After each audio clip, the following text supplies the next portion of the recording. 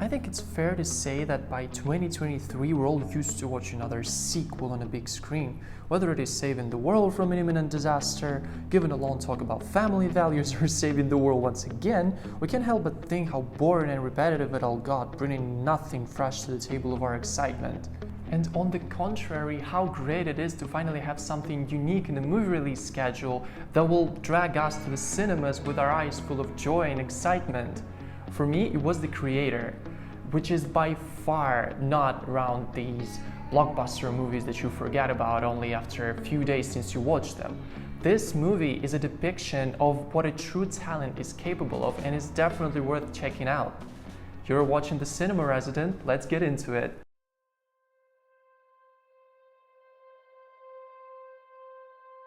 The Creator immerses us into a world where people developed AI and integrated it into their daily lives. However, as it was evolving, it became something like an artificial human society, if I may. It started looking like people and in some ways even acting like them, expressing their real emotions and thoughts. So throughout several decades, AI was deeply connected with every aspect of people's lives, including the military, and eventually it set off an atomic bomb in Los Angeles, killing thousands of people and making the US government declare war on AI. Amidst all of this, an ex-Special Forces agent Joshua, played by John David Washington, was recruited to hunt and kill the Creator, an elusive architect of advanced artificial intelligence that developed a weapon that possesses threat to humankind, but soon discovers that this very weapon is an AI in the form of a child.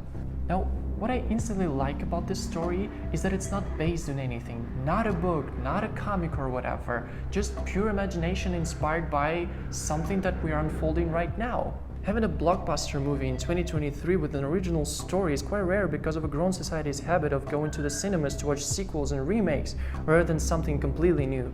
Think about it, we live in a world where Marvel released 32 movies under one franchise, with their 33rd being released this November, and they have no plans on stopping in the nearest future. Star Wars is about to dive into another trilogy, and Fast and Furious is putting their 11th part in production. Big movie studios are doing this because of an enormous amount of money being thrown at them annually, and only now it is possible to say that this habit is slowly starting to decline, because so far it has been an awful year to the majority of blockbuster films in terms of box office. Despite being a pretty thought-provoking story on the whole, unfortunately it has some parts that manage to drag me out of it just to realize how silly some moments are and how it raises multiple big questions without answering them. For instance, there were certain scenes where AI forces are having a firefight with humans and they're missing their shots. I mean, correct me if I'm wrong, but aren't artificial intelligence supposed to calculate all the potential moves of the enemy in a matter of seconds in order to hit their targets? There are plenty of other things like this out there that I can't talk about because these would be major spoilers, but you get the point. So an extra amount of attention to the script would have been much appreciated. The Creator looks absolutely gorgeous. It has picturesque landscapes mixed with futuristic looks of cities that the characters come across, all of which is heavily elevated by visual effects made by Industrial Light and Magic that is known for creating jaw-dropping VFX.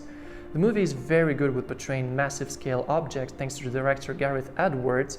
Whether it is Nomad Station The Creator or Death Star in Star Wars Rogue One, which was as well directed by him, you instantly see how enormous they are. This is where it gets mind-blowing. So you probably know how movie cameras look like, how big and heavy they are, and how just one costs insane amounts of money. Well, the camera that was used for The Creator is a camera that you're totally free to buy yourself at a nearest electronics store. And that camera is Sony FX3. I mean, it costs $3,000, but compared to 75K Ariel X's out there, it's almost nothing. Just look how tiny it is and how they managed to film an entire movie for IMAX format on this camera. This is truly incredible. When I first saw it, I didn't believe it until I saw the behind-the-scenes footage from the movie. This is totally wild. What is more, the film with such stunning visuals cost only $89 million to make, which is ridiculously cheap compared to the budget of any movie of such scale that came out this year. 2 months ago, I watched The Flash that cost $200 million, and it looks horrifying. Just flick through some clips of it on YouTube and see it yourself. whereas this, with almost Avatar-level graphics, filmed in approximately 80 locations, is only 89 million, which is a clear indication that modern blockbusters are extremely overpriced. Despite its weaknesses story-wise, The Creator is a big example that it is not an enormous budget and top-tier equipment that matters, but a talent that is capable of delivering something truly spectacular.